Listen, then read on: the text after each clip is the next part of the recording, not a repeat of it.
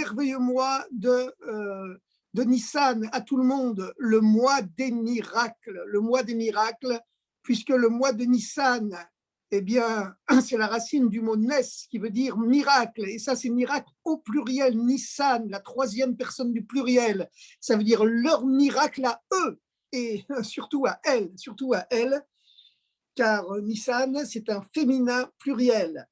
Et en vérité, à notre époque, il y a le dévoilement de la dernière de toutes les sphirotes, Sphirat HaMalchut, qui est la dimension féminine de Dieu, la dimension féminine du divin, parce qu'elle n'a pas de lumière en elle-même, elle ne fait que recevoir l'élément mâle du divin, c'est-à-dire les 6 sphirotes supérieures, Chesed Gvura Tiferet Netzach Yesod, qui s'incarne ensuite dans Sphirat HaMalchut, comme on sait que les 6 sphirotes masculines, ce sont les 6 rabbis de Lubavitch, et la dernière sphira, Sphirat HaMalchut, qui ne fait que recevoir des précédentes, comme la femme reçoit de l'homme, comme la lune reçoit du soleil.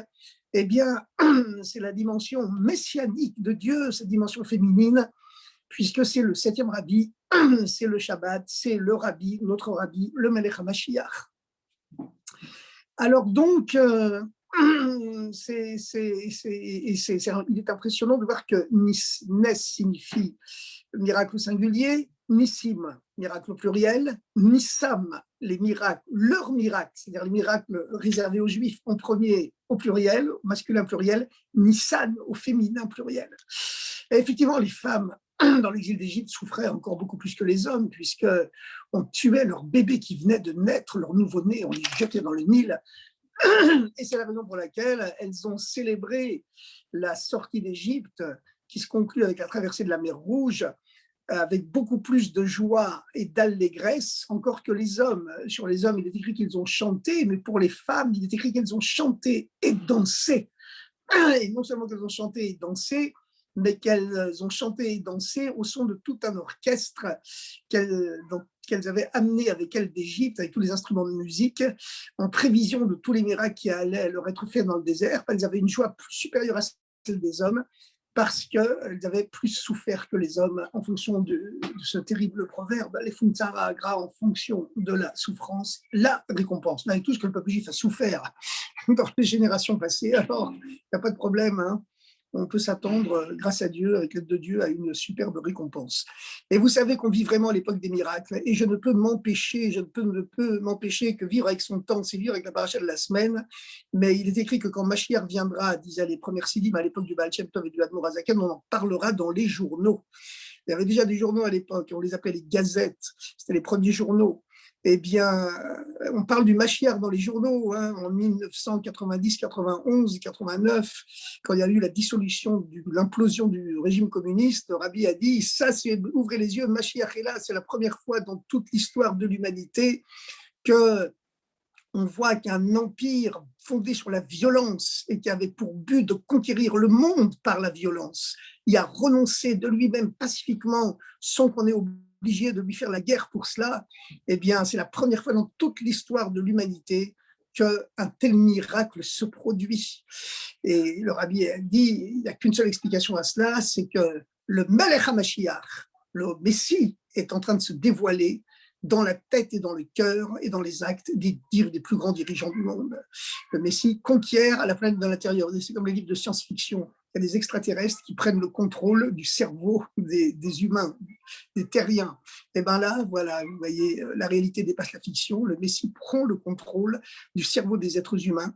Et aussi, on ne peut que se rappeler de la fameuse prédiction du Rabbi en 1991, lorsque toute la population israélienne était malheureusement terrorisée, tout le monde devait avoir un masque à gaz et une chambre étanche, et que le Rabbi dit ouvertement, tout le monde doit se rendre en Israël actuellement, c'est l'endroit le plus sûr du monde, et que de façon complètement miraculeuse, eh bien, un véritable miracle de masse, souvent les tzadikim c'est des miracles individuels, mais là c'est un miracle de masse qui concernait les 5 millions de juifs qu'il y avait à l'époque, il y a 30 ans sur la terre d'Israël.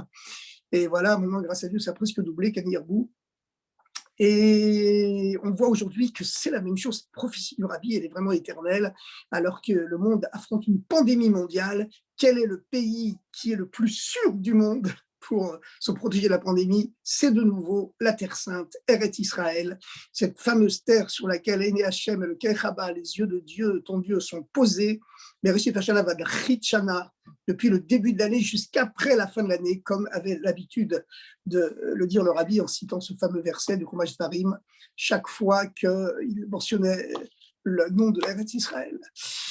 Eh bien, chers amis, nous sommes en plus le mois de Nissan, le Rosh Chodesh Nissan, le jour qui contient tout le mois de Nissan, comme la tête contient l'ensemble de l'énergie du corps.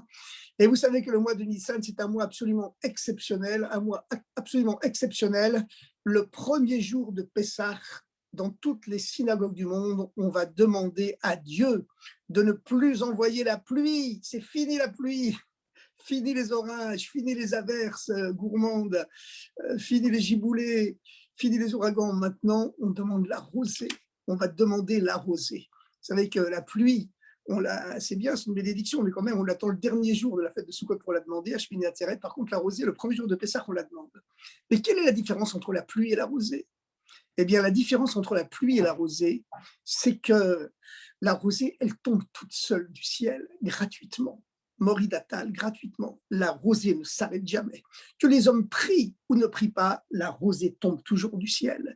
C'est l'incarnation de la miséricorde gratuite de Dieu qui descend sur le monde.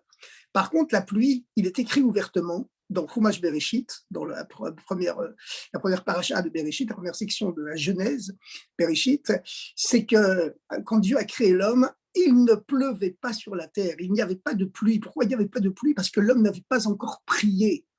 L'homme n'avait pas encore prié pour que tombe la pluie. La pluie, elle provient aussi ou surtout de la prière des hommes, de la conduite des hommes. Lorsque les hommes se conduisent mal, eh bien, la sécheresse et la famine se produisent, comme on le voit écrit dans toutes les fameuses histoires du prophète Élie et du prophète Élisha dans le Tanakh.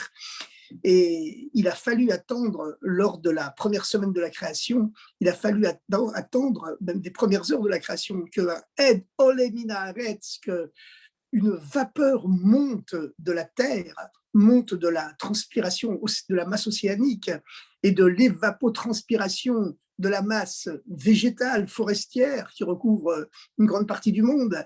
Et ce aide à olé mina adama, cette vapeur qui monte de la terre, et bien lorsqu'il arrive en altitude où il fait beaucoup plus froid, bien sûr, cette vapeur d'eau, cette humidité se cristallise en nuages et ça fait la pluie.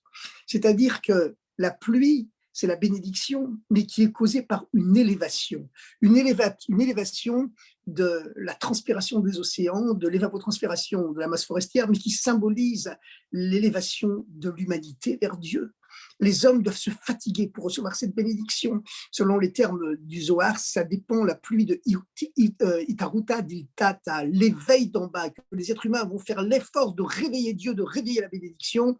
Il faut que les êtres humains, symbolisés, cristallisés dans ce brouillard, cette vapeur qui monte de la terre et s'élève vers Dieu. Et c'est la raison pour laquelle, au mois de Tishri, au Shmini Atzeret, on commence à prier pour la pluie.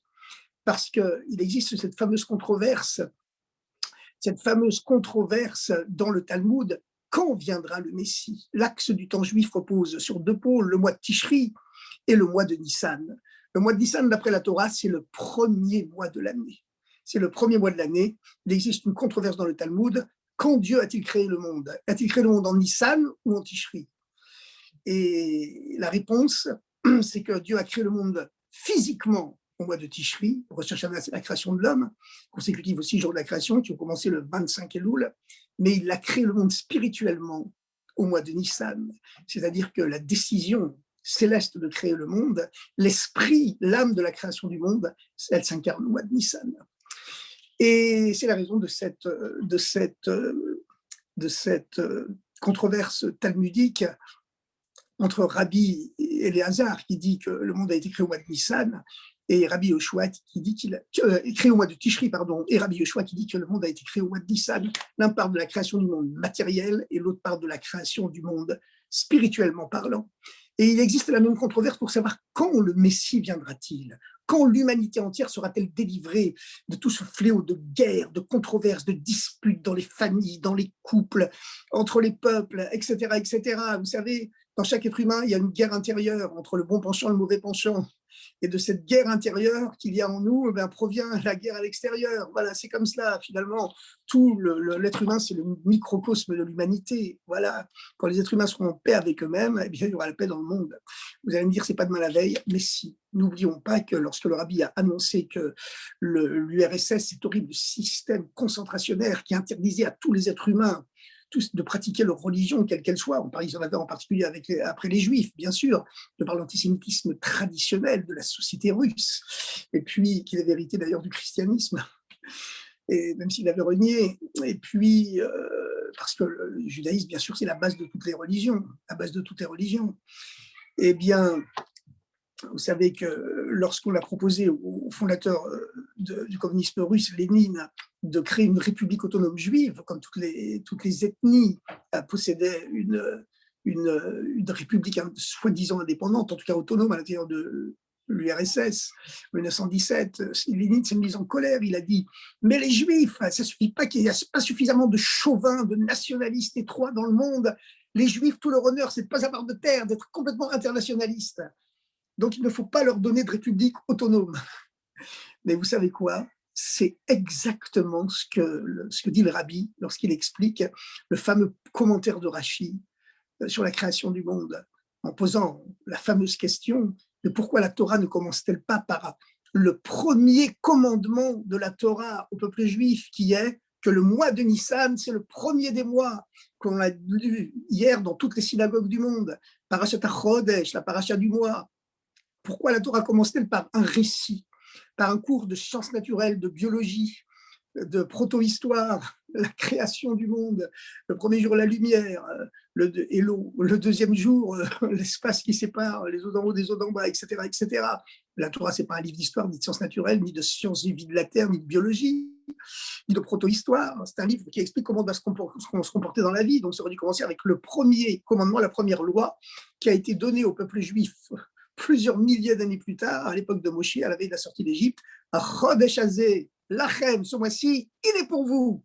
Rosh Chodashim hu lachem, c'est la tête des mois pour vous, les Choti Hashana pour les mois de l'année. Et le premier Tishri, c'est effectivement la création du monde physique, comme on l'a dit. Le premier Nissan, c'est la création spirituelle du monde. Mais en vérité, bien sûr, le mois de Tishri, c'est le 7e mois, donc c'est le mois chargé de fêtes, etc. Mais malgré tout, le mois de Nissan, il a cette particularité qu'il est le mois de la rosée, le mois des miracles. Et en effet, cette controverse, elle ne porte pas seulement entre Rabbi Eliezer et Rabbi Yoshua sur la date de la création du monde. Rabbi Eliezer dit c'était en Tishri et Rabbi Yoshua dit c'était en Nissan. Tous les deux sont ses grands maîtres, sont également en controverse sur la date de la venue du Messie. Quand le Messie viendra-t-il? En Tishri, continue de dire Rabbi Eliezer. En Nissan, dit Rabbi Yoshua. Et en vérité, quel est le fond de leur question, le fond de la question, comme on dit? Après tout, il s'agit d'un fait, d'une date. Il ne devrait pas y avoir de discussion là-dessus. Il peut y avoir une discussion, une controverse sur des idées, sur des opinions, mais pas sur des faits. F-A-I-T-S. Eh bien, la raison, c'est que pour Rabbi Éléazar, la venue du Messie, elle dépend de l'effort des hommes. Elle dépend de la montée des êtres humains, de la montée de l'humanité vers Dieu, vers la perfection sur tous les plans, sur les plans économiques, politiques, sociologiques, bien sûr, essentiellement, bien sûr, spirituel et moral. Ça, c'est évident. Tandis que pour Rabbi Yoshua, non, le Mashiach, c'est un cadeau de Dieu, c'est un don gratuit de Dieu qui est au-delà de la portée des hommes.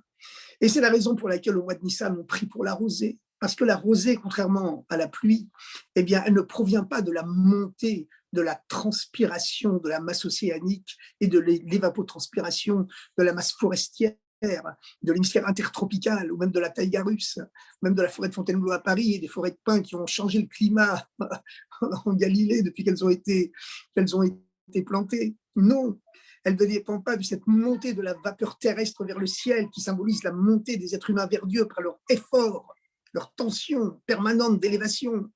Au mois de Nissan, on prie pour la rosée, parce que la rosée, elle tombe gratuitement du ciel, elle ne s'arrête jamais. Elle symbolise le don gratuit de la miséricorde divine, miraculeuse, au-delà de ce que les hommes peuvent atteindre. Et finalement, la loi, elle est tranchée comment? Eh bien, devinez. Alors écoutez, le système didactique n'est pas suffisamment au point pour que ça passe par question-réponse. Mais je vous dis la halakha directe, et le Mashiach donne raison à Rabbi Yoshua et il vient au mois de Nissan. Certainement, c'est la raison pour laquelle le Rabbi est né le 11 Nissan, Yud Aleph Nissan. Et vous savez, dès que commence le mois de Nissan, le mazal du peuple juif se met à grandir.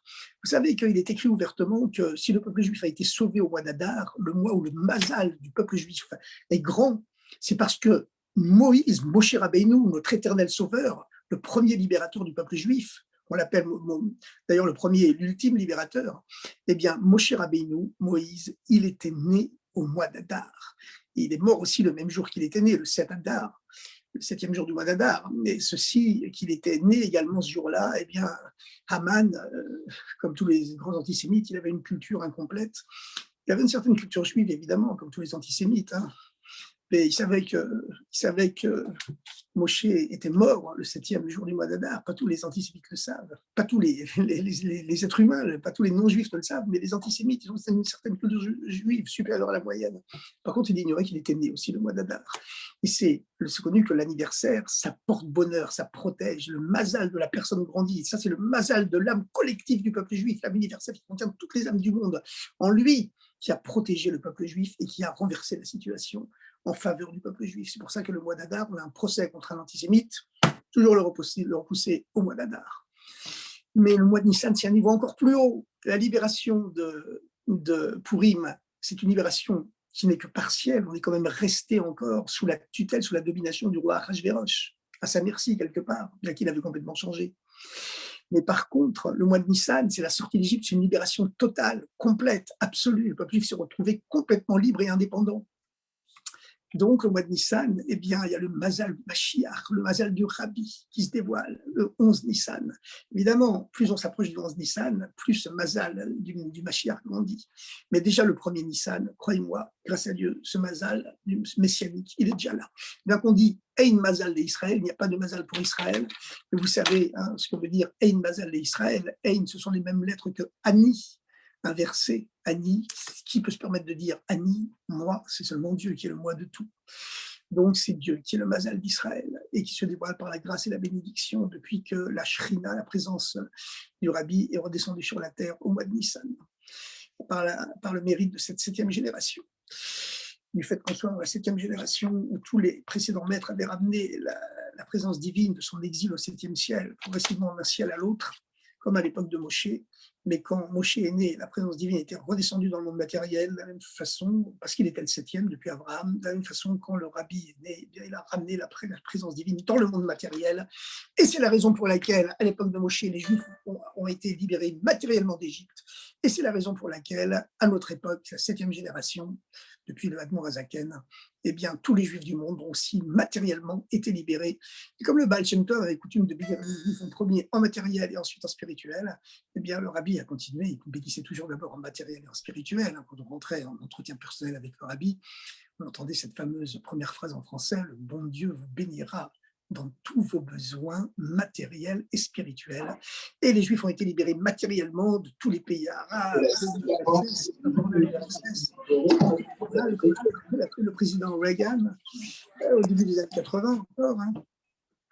Et puis, voilà, l'Empire du mal s'est transformé quelque part en Empire du bien, puisque maintenant toutes les synagogues sont protégées, toutes les écoles juives sont protégées dans l'ancienne URSS.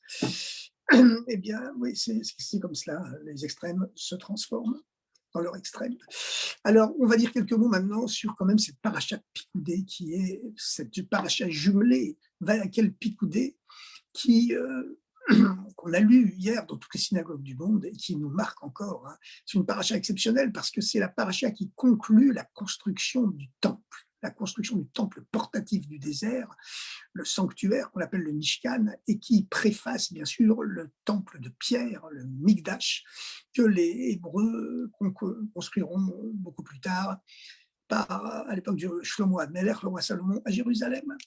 Alors, ce qu'on voit, c'est que finalement, il existe d'incroyables répétitions dans cette paracha jumelée, Vayakhel Pikoudé, qui ne fait que répéter toutes les mesures avec le compte exact de tous les matériaux, l'or, l'argent, le cuivre, le bronze, le bois, les étoffes, les peaux de bêtes, etc., le lin, la laine, toutes les mesures dans toutes leurs descriptions minutieuses pour construire cette fameuse tente, cette fameuse tente du sanctuaire, puisqu'à l'époque c'était une tente, et soutenue par des poutres de bois posées verticalement, qu'on appelait les krachim, et karesh au singulier, ce sont les mêmes lettres que le mot sheker, parce que grâce à ces poutres du temple dressées verticalement de la terre vers le ciel, on transformait le mensonge du monde en vérité.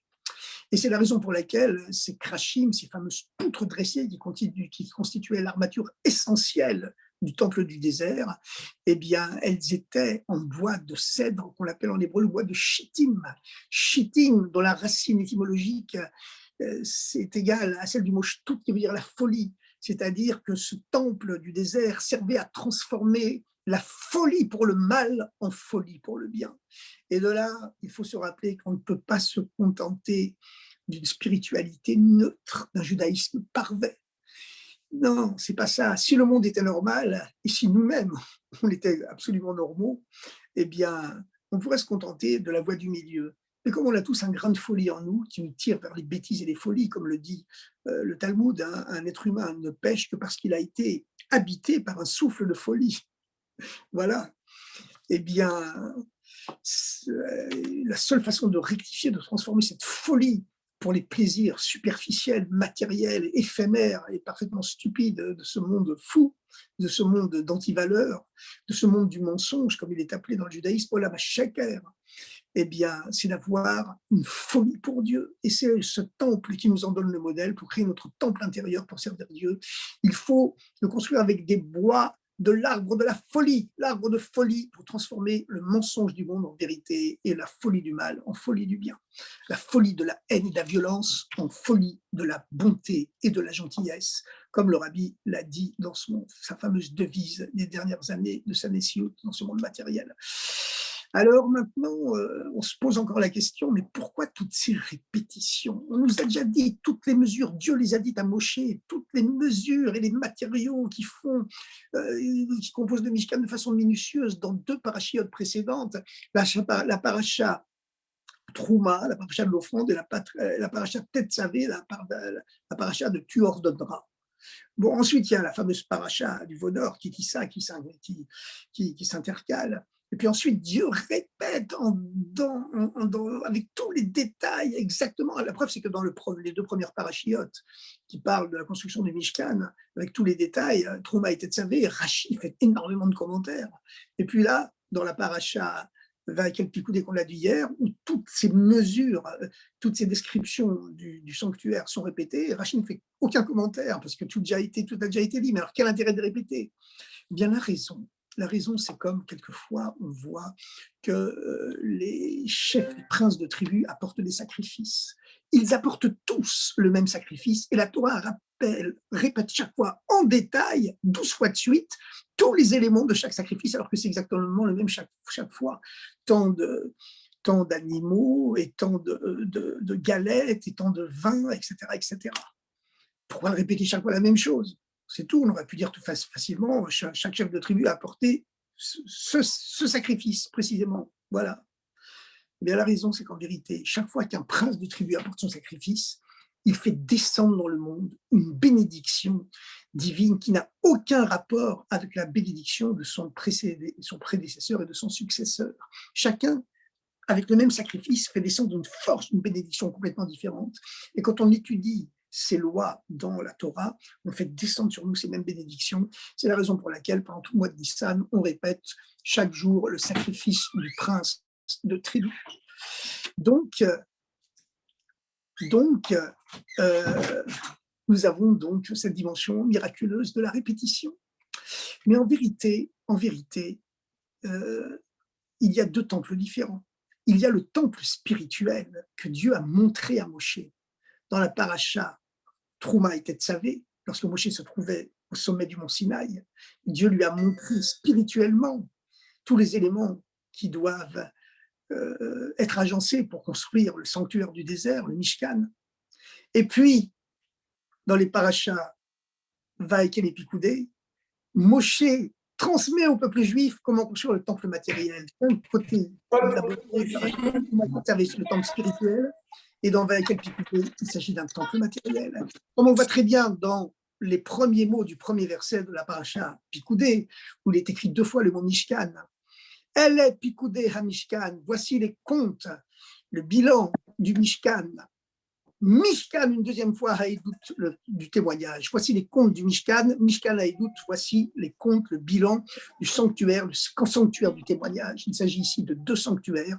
C'est pour ça que c'est répété. Sanctuaire spirituel que Dieu a montré à Moshe dans la paracha Trouma Tetzavé et le sanctuaire matériel que Moshe montre au peuple juif dans la paracha Vaïkel Pikoudé qu'on l'a lu hier dans toutes les synagogues du monde. Mais le témoignage, il vient seulement, le véritable témoignage, il vient seulement du temple matériel, le deuxième Mishkan, le temple matériel. Et d'ailleurs, on remarque une chose très intéressante, c'est que entre l'ordre de Dieu à Moshe et la construction effective du temple, eh bien, il y a l'épisode intermédiaire malheureux du veau d'or. Lorsque Dieu montre à Moshe le temple spirituel, eh bien, dans Parashat Trouma et Tetzavé, ensuite il y a Kitissa, la fameuse paracha du veau d'or.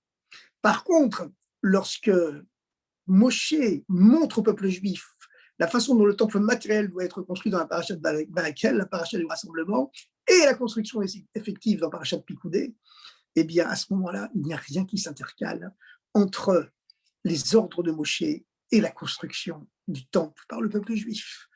Et ça, c'est l'importance d'avoir un rabbi en chair et en os, ou un rabbi qui nous a laissé un tel message tellement vivant, avec tellement de livres, plus de 100 volumes écrits, plus les milliers de vidéos, qui font qu'on a besoin de la présence d'un rabbi matériel pour nous épargner la faute du veau d'or.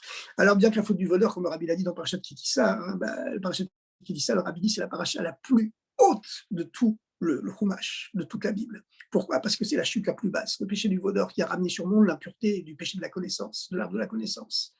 Et toute descente n'est qu'une partie de la montée qui va suivre. Et cette montée, elle est proportionnelle à la descente, comme c'est la descente la plus absolue, eh bien, suit la montée la plus absolue, le don des deuxièmes tables. Le visage de Moshe se met à flamboyer parce que le peuple juif est passé du niveau de tzaddik pur qui n'a pas péché, et un peu niais quelque part, hein, il n'a pas péché parce qu'il n'a jamais eu de tentation, et puis il passe au niveau de Baal Tshuva, le maître du retour, au sens, dans la traduction littérale, le maître du retour, celui qui était tombé, mais qui est revenu à Dieu. Ça, c'est un niveau infiniment plus haut sans comparaison.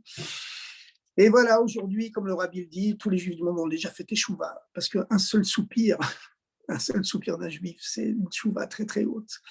Donc, chers amis, comme le rabbi l'a dit, pensant à la veille du dernier Yom Kippour, il existe 2 niveaux de teshuva. Teshuva tata, c'est le bilan qu'on fait de son niveau spirituel, de ses fautes et de ses qualités.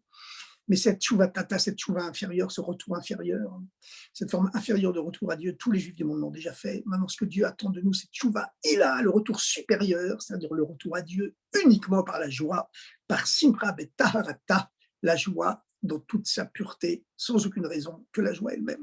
Chers amis, je vous souhaite un merveilleux mois de Nissan, que des bénédictions pour tous, en matériel et en spirituel, les deux ensemble, et Mashiach tout de suite, le Mashiach personnel de chacun, et le Mashiach cosmique, universel, pour toute l'humanité. Voilà. Allez les amis, c'est parfait tout ça.